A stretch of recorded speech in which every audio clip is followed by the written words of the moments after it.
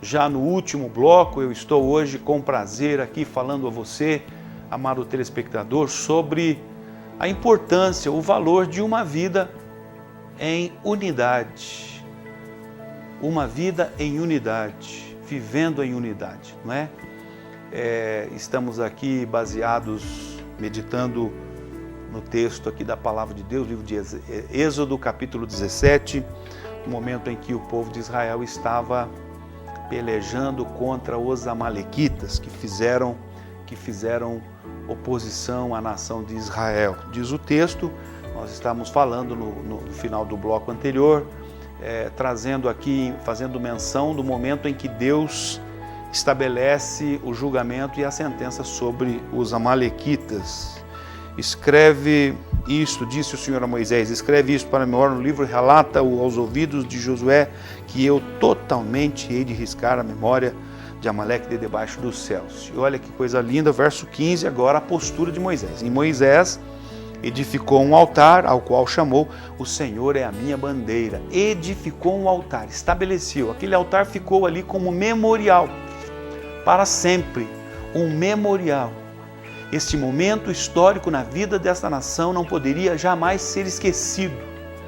Este momento de vitória, de conquista, numa manifestação poderosa de Deus, em pelejar pelo seu povo, em estar com o seu povo, não poderia ser esquecido por todas as gerações futuras de Israel. E aí ele estabelece então aquele altar e escreve e diz o seguinte: o Senhor é a minha bandeira.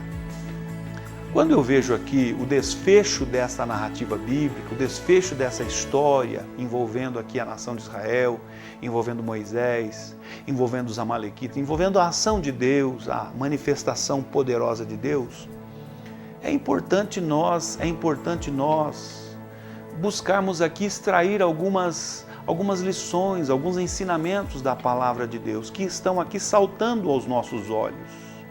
Não precisamos ser pessoas que tiveram, não é, a frequência aí de alguns anos em seminários, em casas de estudo, não é, em escolas de teologia, de que nível e ordem seja, para compreendermos e vermos aqui o que as Escrituras estão nos mostrando ou a nos mostrar.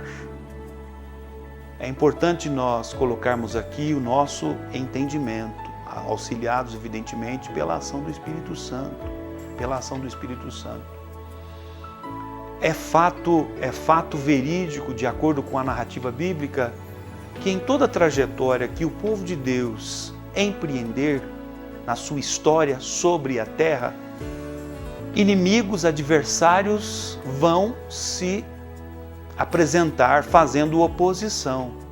Vão surgir adversidades, obstáculos, seja ele de que ordem ou nível for, vão aparecer. Isto é fato, está aqui registrado nas Escrituras, não apenas nesta passagem, mas se nós dermos continuidade no estudo aqui, acompanhando a trajetória dos israelitas, desde a saída do Egito já houve a dificuldade, já houve a adversidade, não é?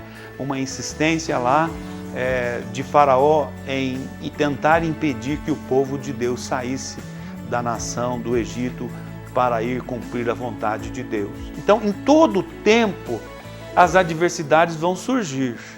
Você que serve a Deus e me assiste, com certeza você pode afirmar isso, concordar comigo nisto, que nós sempre vamos enfrentamos adversidades, não é? Algumas pequenas, algumas difíceis, algumas fáceis, algumas complexas, algumas breves, outras longas, e etc, etc, etc.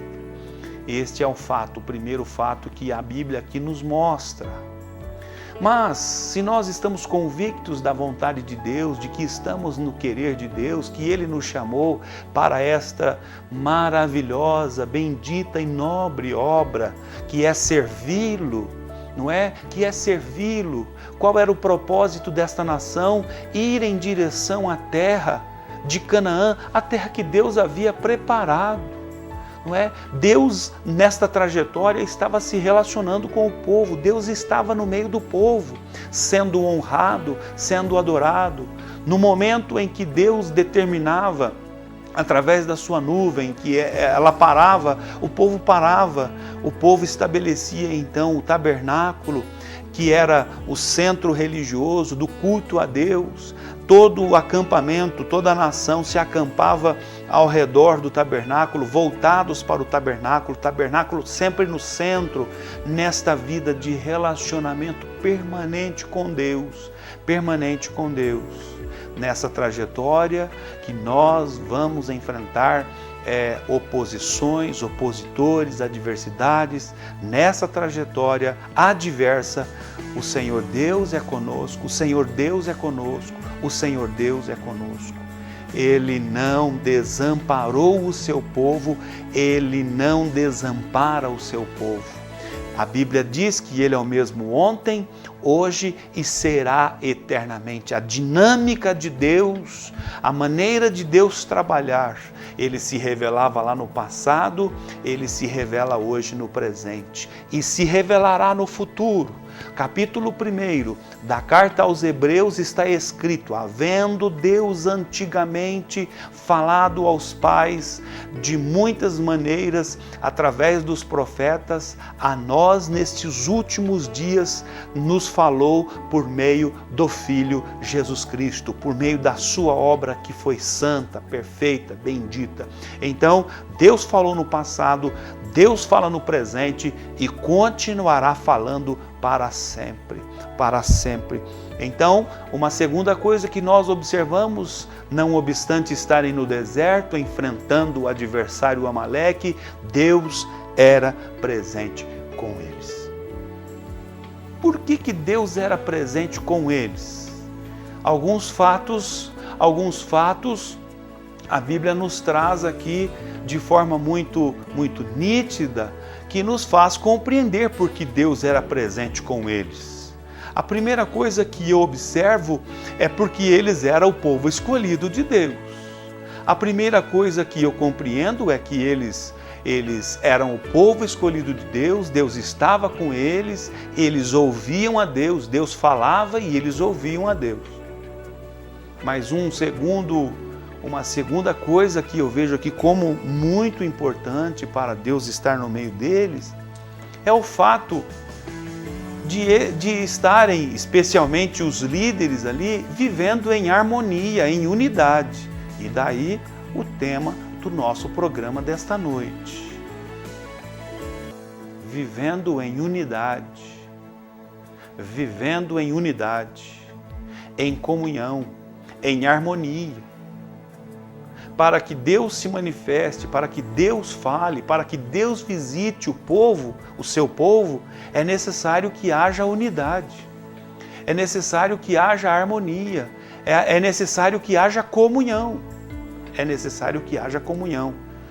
E um grande exemplo, que está escrito nas Escrituras, que está na Bíblia Sagrada, é quando, por exemplo, o marido está lá brigado com a sua esposa.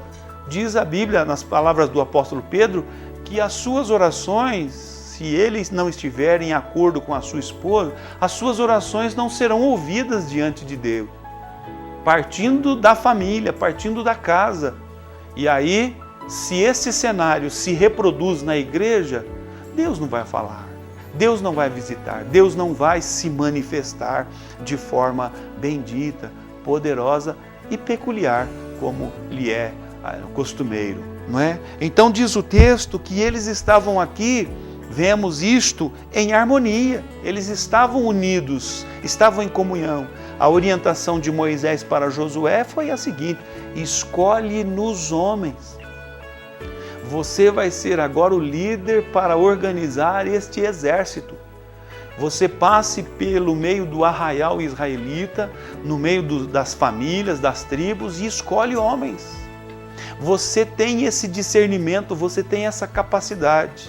Simplesmente, sem nenhuma palavra, pelo menos aqui as Escrituras não dizem, Josué acata aquela orientação, ele recebe aquela orientação com fé, com certeza, porque partia de Moisés, aquele que havia sido estabelecido líder em Israel pelo próprio Criador, em completa submissão, em completa submissão e obediência, ele escolhe os homens. Você vai pelejar com estes homens, porque eu estarei no ponto mais alto da montanha com Arão e Hur. Quando Moisés levantava as mãos e as suas mãos cansavam e ele precisava abaixar, então imediatamente Arão e Hur identificaram: nós precisamos trabalhar aqui em conjunto.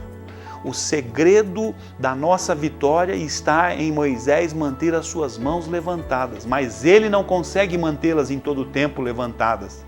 Então o que eles fizeram? Um de um lado e o outro do outro, sustentaram as mãos de Moisés, nos trazendo mais esta mensagem de unidade, de concordância, de harmonia.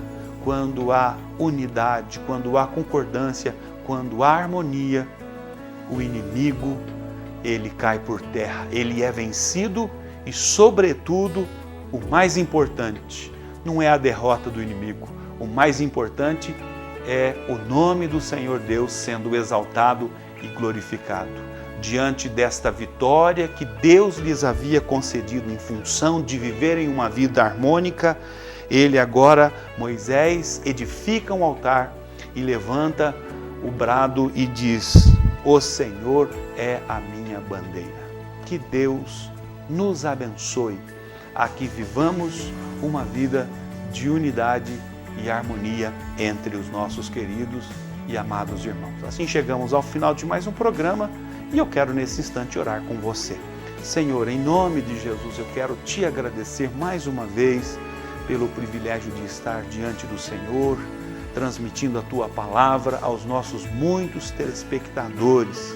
Que esta palavra Tua, Pai, que é vida, que é viva, que é eficaz e poderosa, possa encontrar terreno fértil nos corações dos nossos muitos telespectadores. E uma vez mais eu peço sobre a nossa cidade a Tua bênção de forma efusiva nos 4 cantos. Eu oro e agradeço em nome de Jesus.